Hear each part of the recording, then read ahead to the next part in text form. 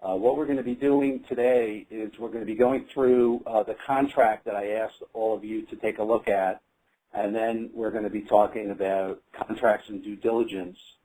But here's one of these right off the bat. If you recall, just if you see what needs to be cut here, and there's two things that could be cut.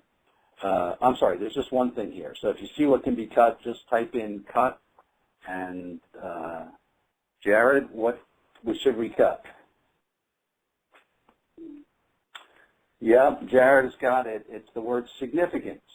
And Jared, why did you conclude that that was a word that doesn't really need to be here? It just seems redundant. Significant and material kind of mean exactly the same thing. Yeah, no, that's exactly right. And if it was only this, then it might not be a real substantive point.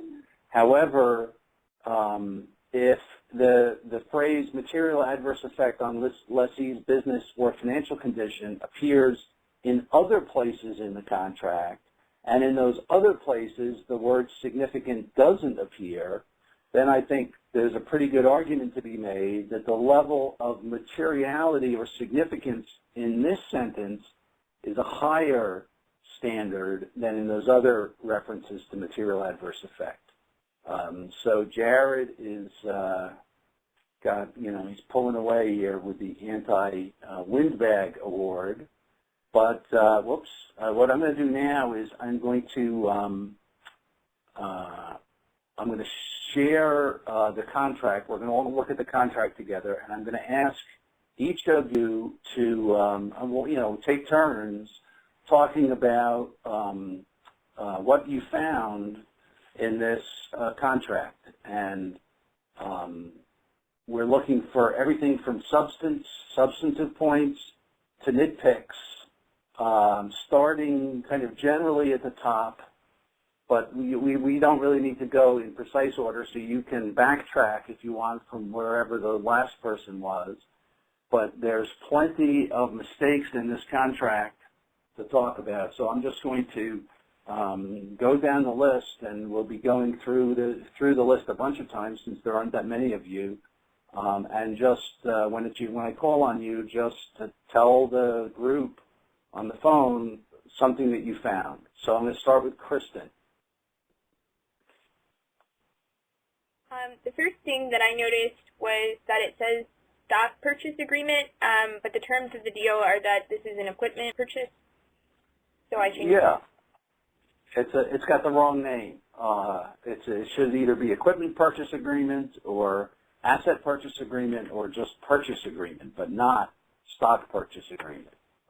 Jared. They didn't identify a jurisdiction for tons of fun.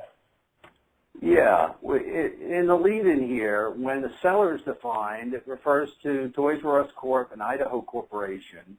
But in the reference, in the reference to tons of fun, there isn't a similar reference to where it's incorporated. Now, that language is not required, but it's helpful, and it's there. We do it in order to avoid any potential confusion that there is a corporation with the same name in a different jurisdiction.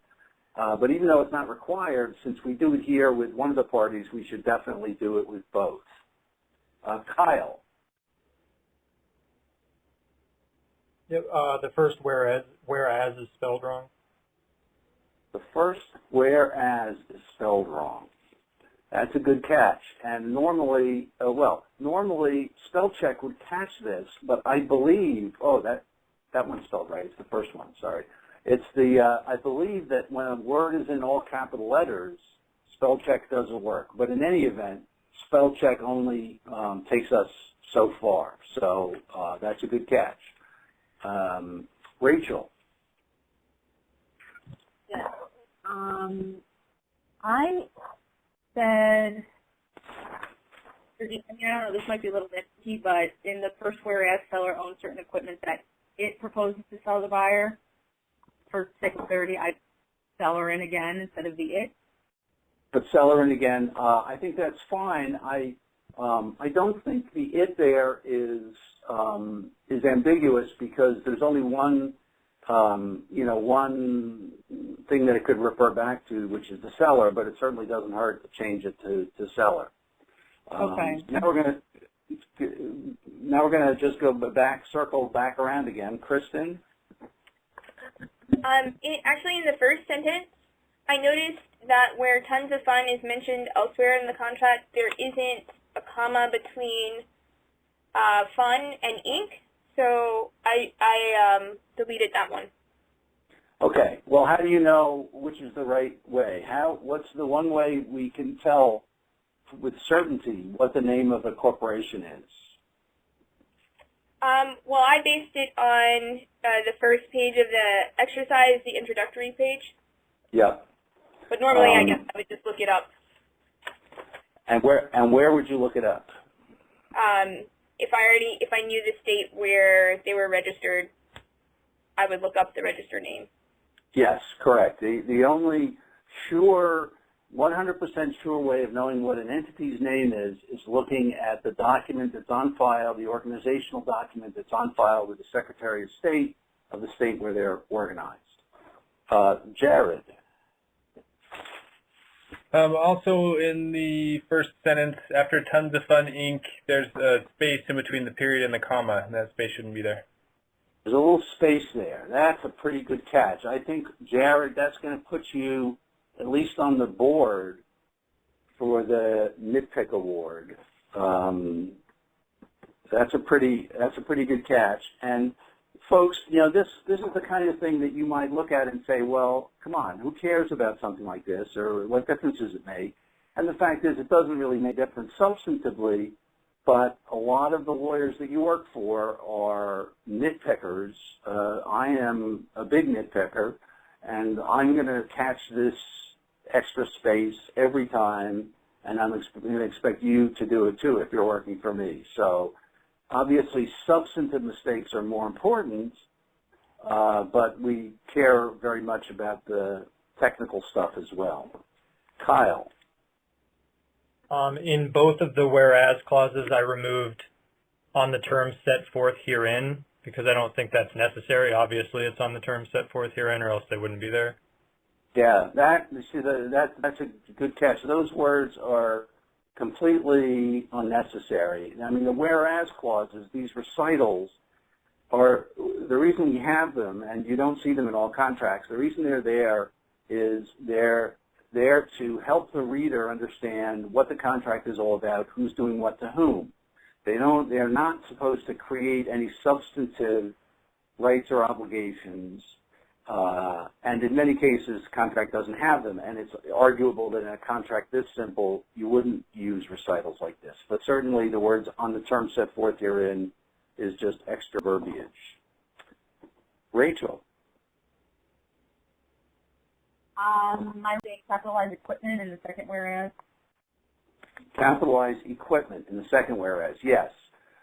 We define equipment here. It's now a defined term, so once you define a term, you've got to capitalize it. Without capitalizing it, this word, equipment, doesn't mean the equipment that we defined. It just means equipment generically. So once we capitalize terms, we have to, once we define terms, we have to capitalize them. Back to Kristen. I deleted the before equipment where it appeared because it seemed unnecessary, and the other defined terms that were capitalized didn't use articles in that way. Yeah, okay, well that's very good. I mean, we want to be consistent, and buyers defined as buyer, sellers defined as seller, so let's have equipment be defined as equipment instead of the equipment. Jared. You can, in section 1A, I deleted the parties hereby agree that. Right. Those words are just completely unnecessary, and I think we covered this one already. So yeah, those words don't add anything. Kyle. In section 1A, I deleted the equipment. Well, I deleted a few things. So I had it finally reading on the closing date, seller shall sell and buyer shall purchase the equipment for $15 million. Yeah, I think that's a much more concise way of saying it. So you cut, so between what Jared cut out and what Kyle cut out, we've got a lot shorter of a sentence, which is always a good thing if we can do that without changing the meaning. Rachel? I would define closing date somewhere. Yeah, closing date is defined, is a capitalized term here, and does it appear back in the definition? Yeah, actually it does. If you look down in section 5, the definition section actually does define closing date. Now, in some contracts, the definition section is at the beginning, some contracts it's at the end. Some contracts don't have a definition section. In some contracts, all of the defined terms are defined internally. But here we do have a definition section at the end. Rachel, why don't you give us another one? All right, my second one would be in B. I would delete be subject to. The buyer should not bear the risk of loss. I'm sorry, I had some interference because my dog is barking. Could you say that again? B, 1B, I would delete be subject to. Yeah, be subject to and bear the risk of loss. That's a classic bit of legal repetition, so we can easily take those words out. And in fact, there's lots of excess verbiage in that sentence, commencing on the closing date on it and on every calendar day thereafter. That's way more words than you need.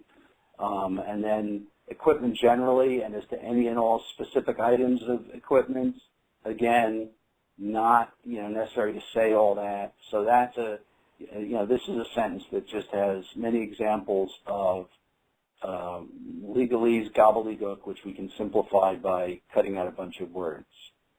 Back to Kristen.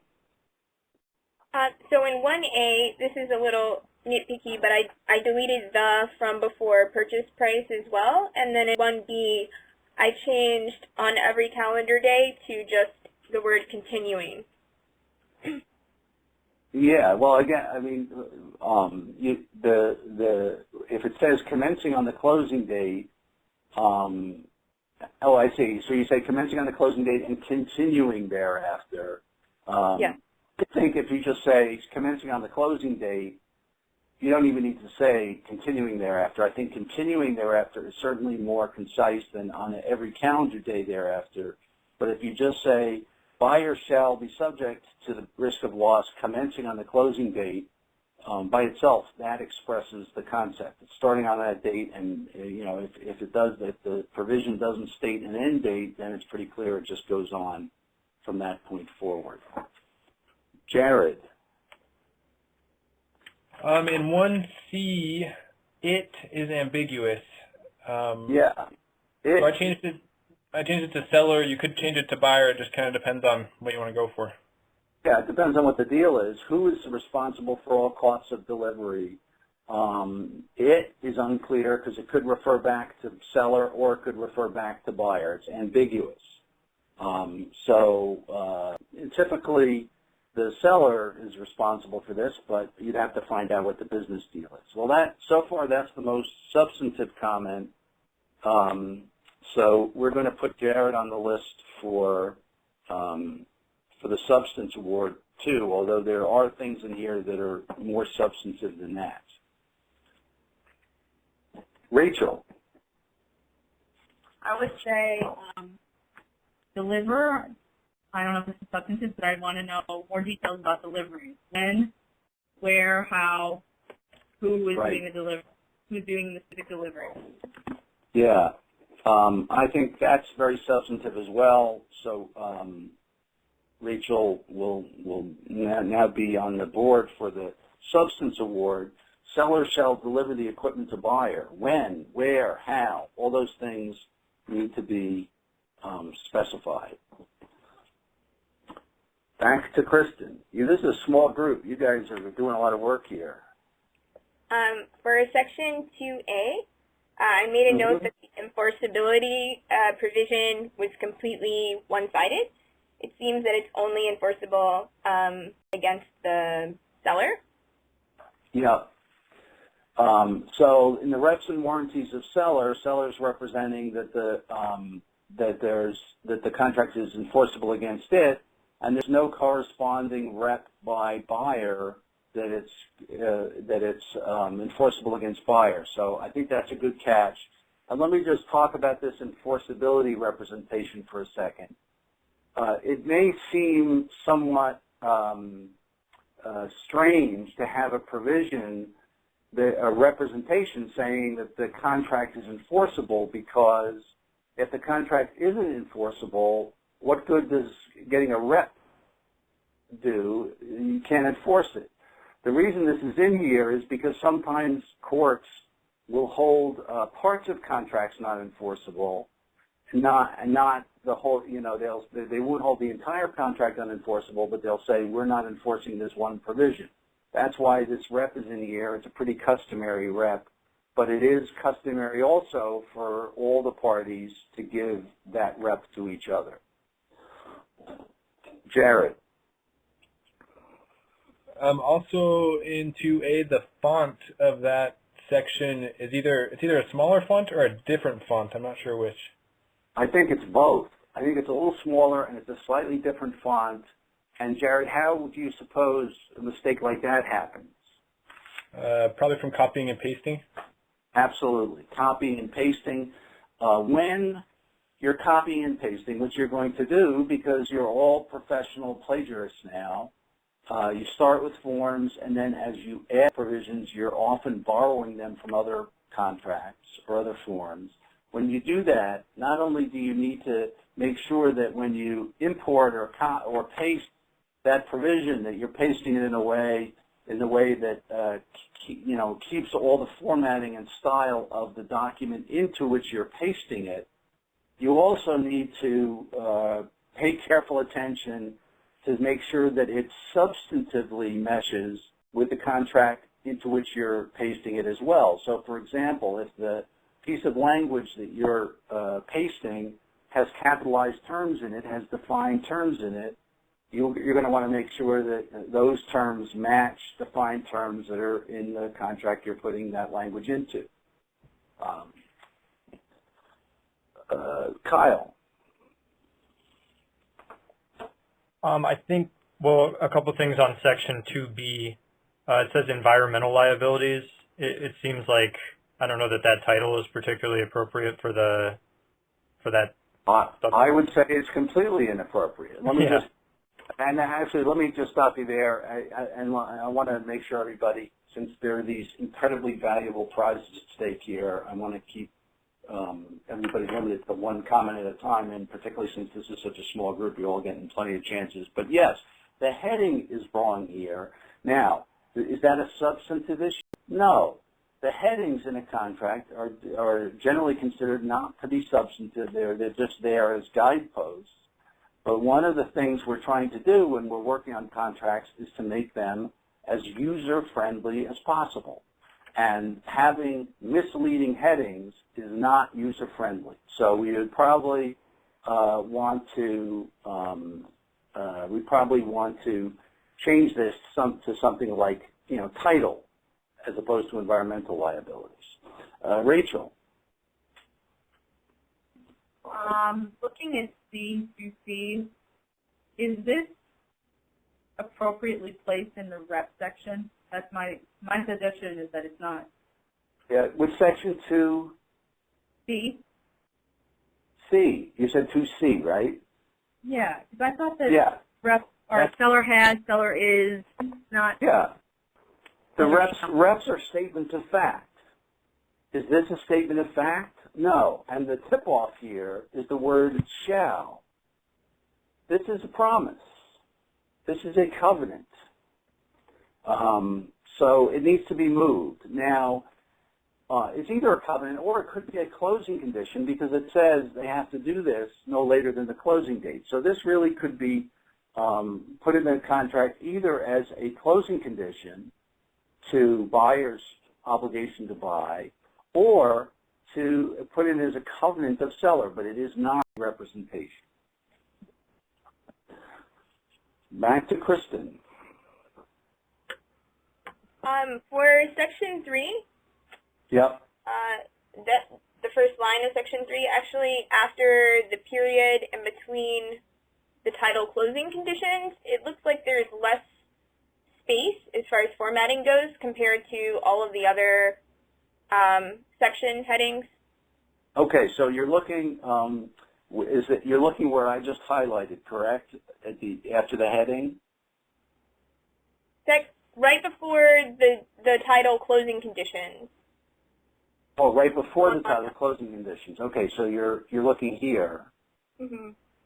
and you're saying that there's more space here, and I think you are absolutely right. That's it. Wow. Okay. That's Kristen, right? Yes, that's Kristen. Yeah, Kristen, you're on the Nitpick Award for that extra space. Now, Jared got an extra space comment as well, but I don't know. I'm tending to think yours is trickier to see. So that's you got an eagle eye there. Jared. Going back to section 2B, it says the seller has good title to all of its assets. That shouldn't be the rep. It should be, all we care about is that they have good title to the assets that they're selling. Yeah, this is something the seller, any seller or any lawyer for any seller is going to object to, and object to successfully, I would think. They're going to say, well, you buyer, you have no legitimate interest in knowing whether we have title to all of our assets. The only fact that's relevant to your doing this deal is whether we have good title to the equipment. So I think that's a substantive point. So Jared's going to go on the list again for that one. That this is this rep covers this title rep covers all assets. That's clearly not going to fly. And let me just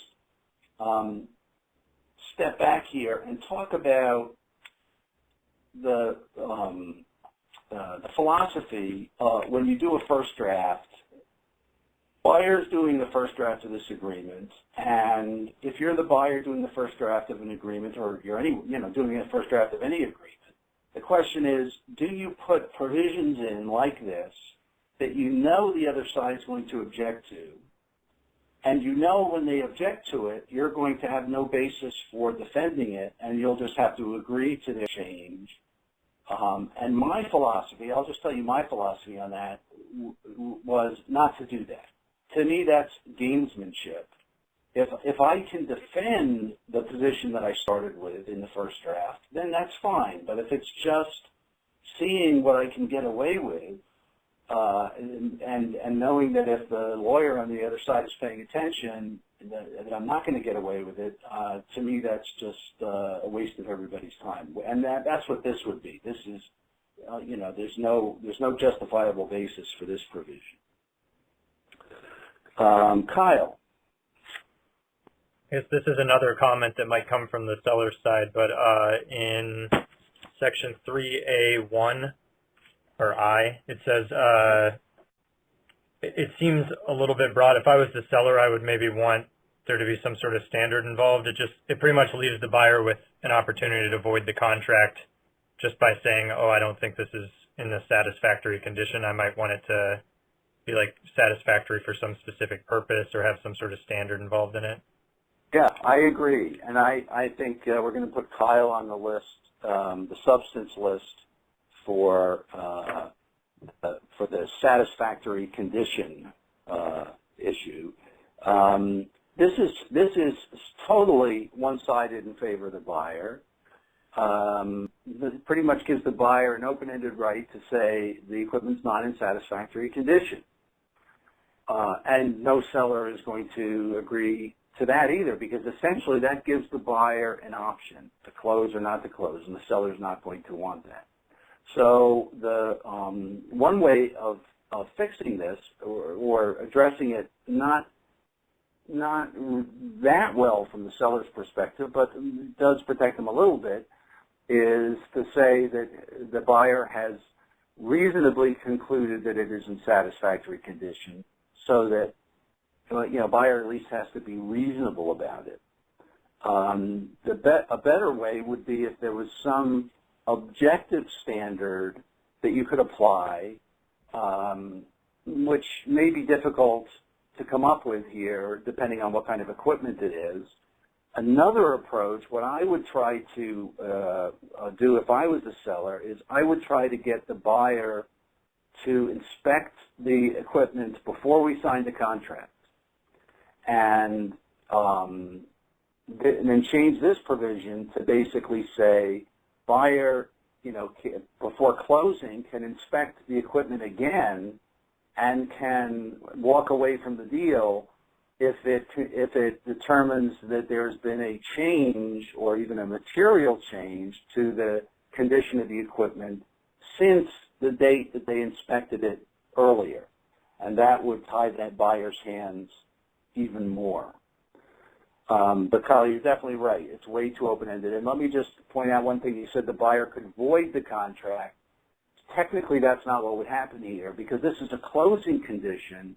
The way that works is that the buyer just doesn't have to close. It's not a voiding of the contract per se. It's just the buyer has no obligation to close. So we very rarely talk about contracts being voided. That's not something that happens very often. Okay, Rachel. I'm looking at 3A2. Yeah.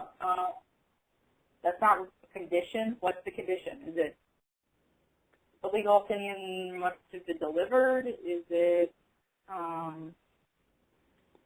Yeah, it doesn't say something's got to happen. It refers to a thing, but the other clauses here refer to some action happening. Buyer has had an opportunity to inspect. That's in 1. No material adverse change shall have occurred. So those are actions. This is just a thing. So what happens with this? And so it's clearly missing something. And what it's missing is a legal opinion from counsel to seller shall be delivered to buyer. And once again, we have this language, satisfactory in form and substance to buyer. Once again, that gives the buyer an open-ended right to not close. And one of the last things that we ever want to give a party this kind of approval right on is the form of a legal opinion, because what happens in that case is then the last thing holding up the closing is the legal opinion, and from the lawyer's standpoint, that's the last place we ever want to be. So this would be something we definitely want to tighten up somehow. Ideally, agreeing in advance on what the opinion has to look like and then attaching it as an exhibit. That would be the best way for the seller to protect itself, because this way it would know exactly what it has to deliver, and once it delivers that, it would know that this condition is satisfied. The buyer would have no wiggle room. Okay, let's do one more round. Kristen. So for section 3B, 3B. I deleted the phrase "or waived" because I thought it was one-sided for the conditions to the buyer's performance, that they just had to be satisfied, but for the seller's performance, they had to be satisfied or waived. Yeah, there's an inconsistency there. The lead into A, which I'm trying to show on the screen here, there we go, at the top. A says buyer doesn't have to close unless these conditions have been satisfied. B says seller doesn't have to close unless these conditions have been satisfied or waived. So I agree, you would take "or waived" out, or alternatively, you could add "or waived" in A so that they are consistent. However, conditions can always be waived. That's implicit in the way conditions to closing work. One party is entitled to the satisfaction of the conditions And if it gets those conditions satisfied, it's required to close. But if one or more of those conditions isn't satisfied, that party can always say, they'll close anyway. And when they do that, that's considered a waiver of the condition.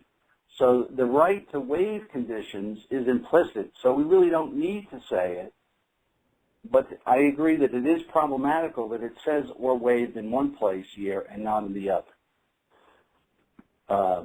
So that's Kristen. Now Jared.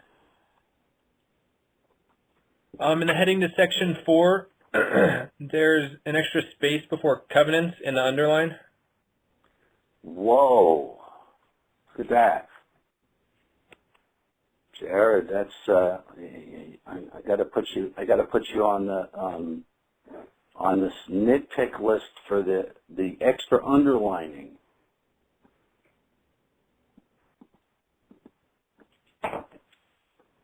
That's a good catch. Kyle. In section 3A3, it says no material adverse effect on the business or financial condition of the seller. That just seems really broad. If I was the seller, I certainly wouldn't want that in there, because as long as I'm still able to sell the equipment and I've already repped that there's no liens on it, it shouldn't matter if there's any, financial problems in my business. Yeah, no, I agree with that. This is another one of those things that's just not way too one-sided. Whether or not the seller is in good financial condition is pretty much irrelevant. As long as the seller shows up with the equipment or is able to deliver the equipment at closing, its financial condition is irrelevant to the buyer, and therefore I think that should, that should be the key. We need to basically delete this. And so, Kyle, I'm going to put you on the list for substance. So this, you've had two comments that are along the same lines. This is the second one, and we'll call this, Jessica, just when you're making notes here, we'll call this MAE, which is the initial for material adverse effect. So Kyle's going to go on the list for that. And last but not least, Rachel.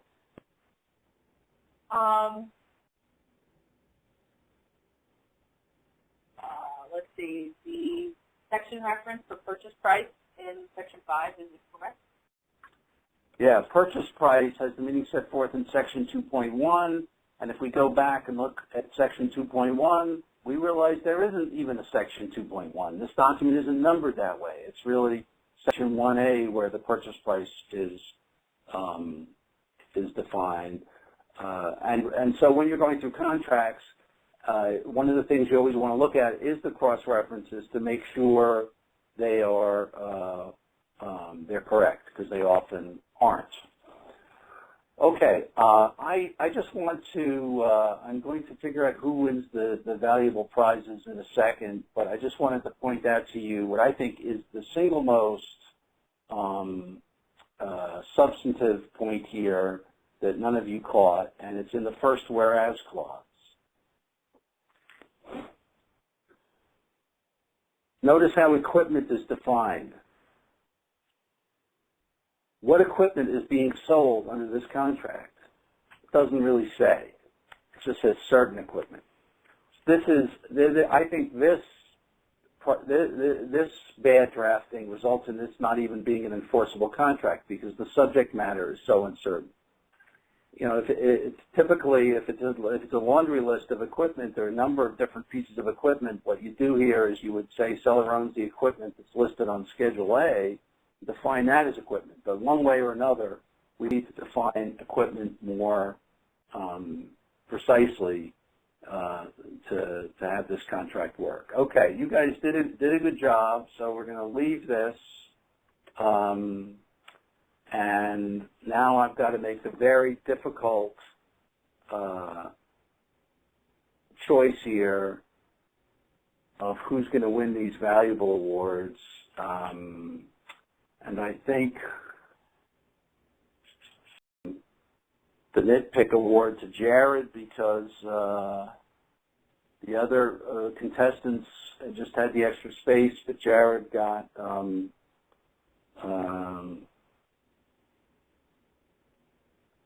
Jessica, you took away what I need to look at. I was just about to make a profound statement, and you delete. Can you put that back, or maybe not? Anyway, we're going to give the nitpick award to Jared, and the substance award I'm going to give to Kyle for his 2 catches on one-sided provisions. So at the very end, I will tell you what these prizes are, because remember, there's one more prize, which is the anti-windbag award. But let's just keep going now, and with our remaining time, I want to talk about contracts and due diligence. And let me just get a show of hands from you all. Raise your hands by pressing on the little icon at the top of your screen if you have done due diligence in one form or another thus far. Okay, everybody has. And now unraise your hands, or keep your hands raised if your due diligence has involved reviewing contracts. Has everybody reviewed contracts as part of their due diligence? And so it looks like all of you are keeping your hands raised.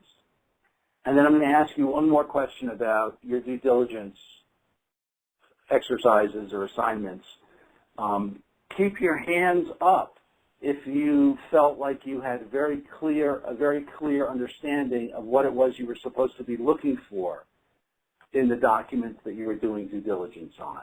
So if you felt like you were given clear guidance on your due diligence assignment, keep your hand up. Otherwise, take your hand down. And the fact that 3 out of 4 of you are leaving your hands up is very impressive, because this is often a problem area where junior associates are sent off to do due diligence without being given clear guidance. Sometimes they'll be told, oh, just look for anything that's out of the ordinary, or look for red flags. And what I want to do now with our remaining time is talk about one of those red flags. This is an issue you're pretty much looking for every time you're reviewing a contract. And so we're only just talking about one issue. This is just one of those red flags. But before we do that,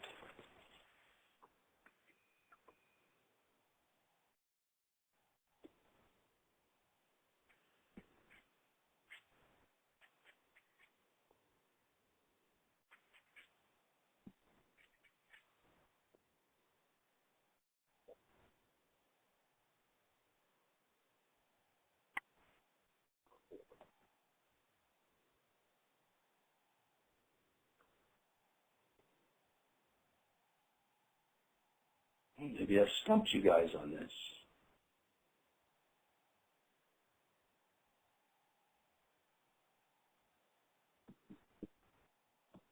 Now remember, when you type in, you got to hit enter for it to come through, or click that little bubble. Okay, Rachel, what should we cut? Cut considered, except that the sale of the specified securities shall not be considered a breach of the Section 5.2. Rachel, I'm going to give you a point for that, but in fact we could cut even more. Here's how we could write this, but I am going to give Rachel a point. The company shall not sell any assets except the specified securities. To talk about whether something is a breach of a provision or not is usually unnecessary. If a provision creates an obligation, it creates an obligation, and if you don't satisfy the obligation, it's a breach. And so the way covenants are often written is this way. There's a broad prohibition. In this case, companies shall not sell any assets, and then there's often a list of exceptions written the way I've written it here. So we are going to give Rachel a point for getting some of it right. Okay, so going back to this one red flag issue, as you're reviewing contracts and due diligence, the red flag issue actually comes up in a representation that is often made somewhere in the contracts by one or more of the parties, and it's this representation. And we see this in most agreements because this is an issue that people in deals care about. Does one of the parties entering into the contract that it's about to enter into, does that violate or create a breach under any other contracts to which the company is a party? So in other words, when you're doing due diligence on existing contracts of a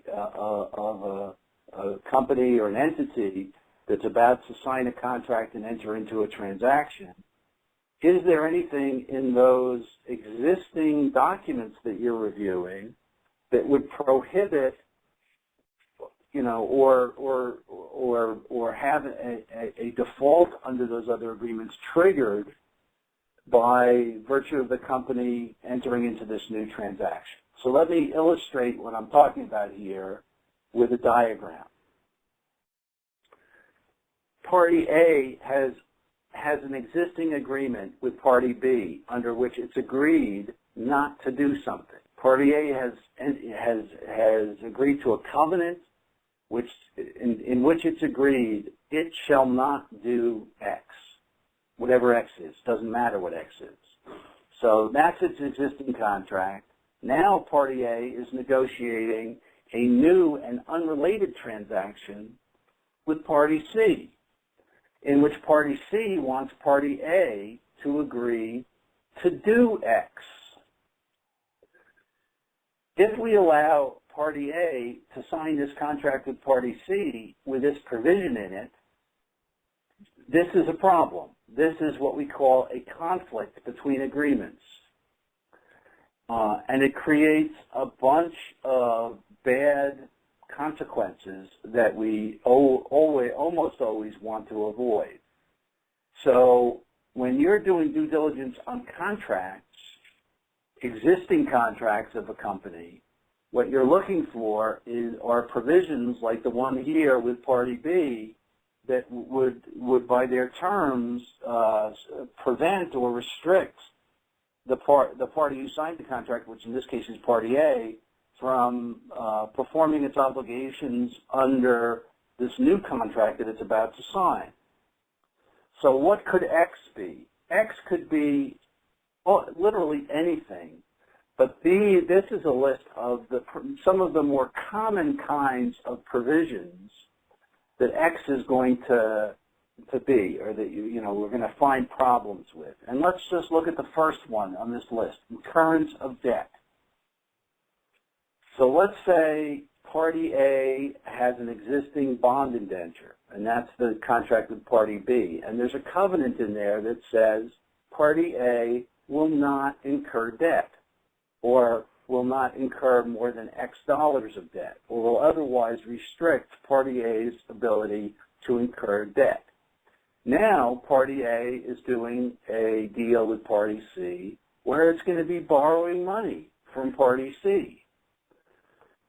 That's a conflict because in the contract with Party C, it's agreeing to borrow money in a way that it's not permitted to do in its existing contract with Party B. And that kind of conflict is one that we certainly want to find in due diligence, and almost always that issue is going to have to get addressed and fixed before the deal closes. And the way it's often fixed is that Party A will go to Party B and ask them for a consent. So when you're working on a closing and you hear about, one of the things that needs to be done at closing is to get third-party consents, in most cases it means a situation like this, where one of the parties to the deal is going to other parties that another party that it has an existing contract with, and basically asking them for permission to do something that they'd otherwise be prohibited from doing under that existing contract. So what are the bad consequences if we let Party A enter into this deal with Party C with this covenant, with this promise in there? what are the bad things that could happen? Well, first of all, that would give rise to a claim by Party B against Party C for tortious interference. And there's actually a recent case that was reported in the paper involving some very well-known names where this is exactly what happened. And I don't know if any of you saw this in the paper, but it was reported in the New York Times. This is where I got all my information about it. It's a case involving Martha Stewart, JCPenney, and Macy's. And in that case, Martha Stewart was Party A, and Macy's was Party B. And Martha Stewart and Macy's had an agreement in which Macy's had an exclusive right to sell Martha Stewart homewares in Macy's stores. But that exclusive right was subject to an exception that allowed Martha Stewart to sell homewares in a Martha Stewart store. Party C in this case was JCPenney. And well after the contract between Martha Stewart and Macy's had been entered into, JCPenney knocks on Martha Stewart's door and says, we would like to sell your homewares in our JCPenney stores. And Martha Stewart said, well, we'd love to do that with you, but we can't because we've got this contract with Macy's. So JCPenney and Martha Stewart took a look at that contract. And I'm not sure who first came up with this idea, but they came up with a mechanism that I guess they both were satisfied would be okay, would not create a problem here. So they entered into an agreement. That is, Martha Stewart and JCPenney, Party A and Party C, entered into an agreement. And what would happen at the JCPenney stores was that JCPenney on the floor of one of their stores, in one of the second floor, say, they built a little building right there in the store. And they put a sign on it called Martha Stewart. And from there, and in that little store, they had Martha Stewart homewares, which they were selling. And they had a little cash register in the store and some employees in the store. And, of course, Macy's immediately sued Martha Stewart for breach and sued JCPenney for tortious interference with contract, claiming JCPenney was inducing Martha Stewart to breach this exclusive right that Macy's had with Martha Stewart. And the case was settled. It went to trial, but it was settled before the trial was completed. And the description of what was happening at the trial, made it very clear that JCPenney was going to lose this because, the real question was that a Martha Stewart store that these products were being sold out of? And the answer was no. It wasn't a Martha Stewart store. It was JCPenney. So it was a form over substance thing, right? JCPenney made this little building and put a little sign on it saying Martha Stewart, but in fact, it was JCPenney selling stuff in their store. And it was pretty clear the judge was going to rule that way. So anyway, going back to the general issue of these kinds of contract conflicts, this is one reason we try to avoid them, is because we don't want lawsuits like this arising from the transactions that we work on. The second potential major problem is that if Party A enters into this contract with Party C, there is a very good chance that Party A will be in breach of this contract right away, as the moment that it signs it. Why is that? I mean, that's not necessarily the case, but it's very likely to be true. And why is that? It's because if Party A has made this representation to Party C, which it almost always will be asked to, it will have breached this representation and therefore be in breach of the contract. So that's the second big reason why this kind of situation is a problem. The third reason that we care about this situation is that, by definition, Party A is going to be in breach of one contract or the other as it relates to X, whatever X is, because, you know, it's promised to do that in one place and promised not to do it in another. And then lastly, there's a significant amount of case law and other support for the proposition that the contract between Party A and Party C, or at least the portion of it relating to X, is unenforceable.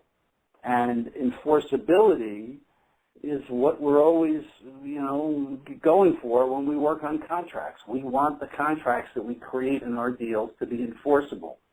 And we often give legal opinions on that. So creating an unenforceable contract is almost never something that will end up well for us or for our clients. So those are the reasons that this is such an important issue, and that this, among other issues, is one of the things that you're going to be looking for when you're reviewing contracts in due diligence on deals that are being done, to make sure that by doing this new deal, the party whose contracts you're reviewing isn't going to be in breach of any of its existing contracts or vice versa. Let's look at some examples. Oh, before we do that, we've got one more of these.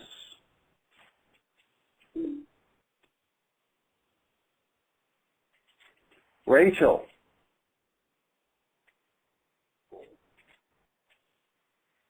What should we cut? Yeah, we need to cut is, in the event that Party A's consolidated net worth is. And I like that. Kristen, did you have something else? Because I realize now there are two problems here. So Kristen, if you've got something else, let's hear it. I would change in the event that to if. If. So though you each had a point there, because both of those are correct. In the event that, and this is one of those phrases that we all love because it makes it sound more lawyerly, but it can always be replaced with the word if. And shall, generally when we use the word shall, we really want to be focusing on, we really want to be using that word usually to create an obligation. And so here we can much more concisely and directly say is rather than shall be. So Rachel and Kristen both get a point there.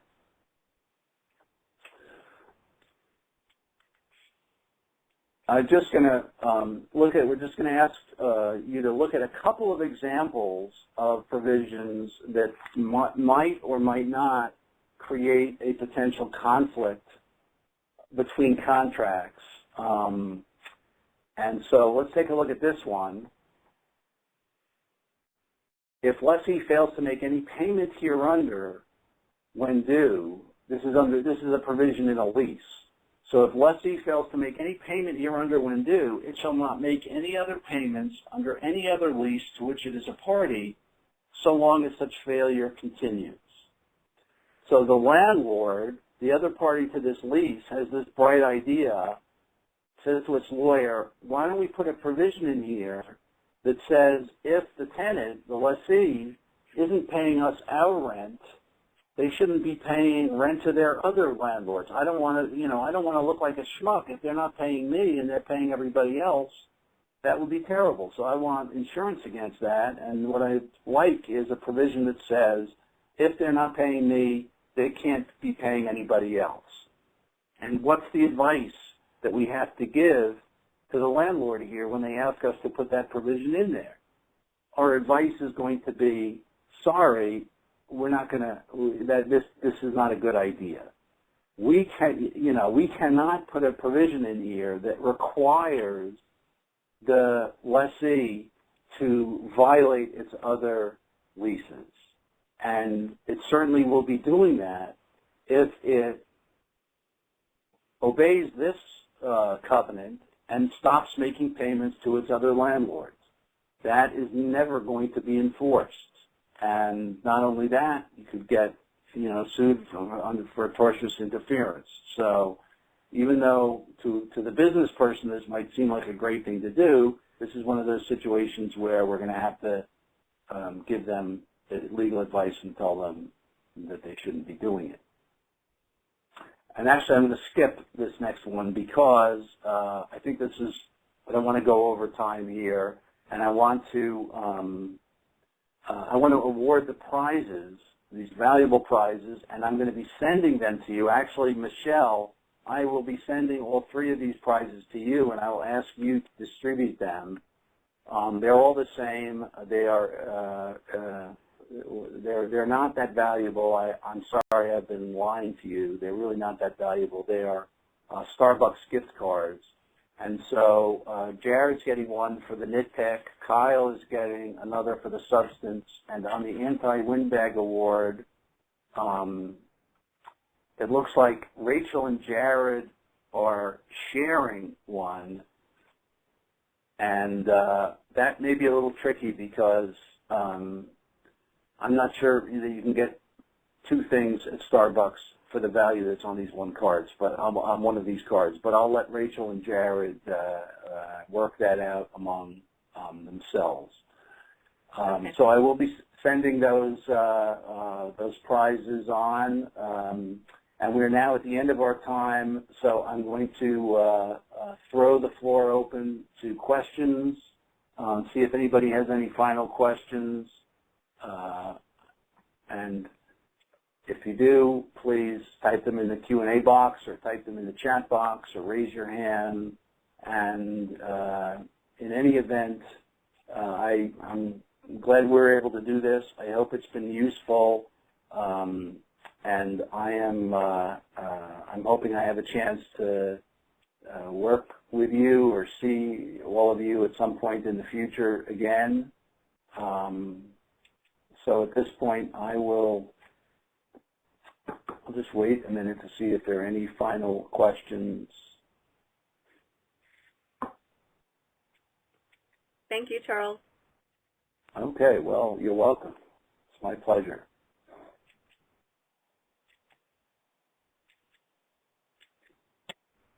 So take care, everybody. As long